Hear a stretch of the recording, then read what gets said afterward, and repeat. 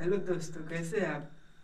यदि किसी भी संख्या के लास्ट में 5 उसके उसका कैसे निकालते हैं हम देखते हैं इस वीडियो में। जैसे हम ले लेते हैं 25। फर्स्ट टर्म को पहले स्क्वायर कर देंगे। इस 5 का स्क्वायर है 25 है। देखेंगे शुरू में कितना, उसमें एक ऐड कर देंगे तो 2 1 3।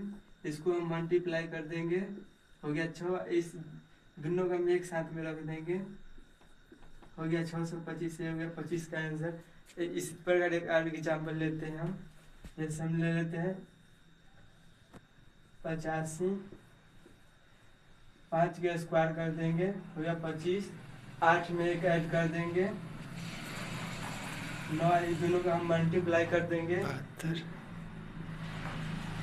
72। इस दोनों का एक साथ रख के देख देंगे, यही होगा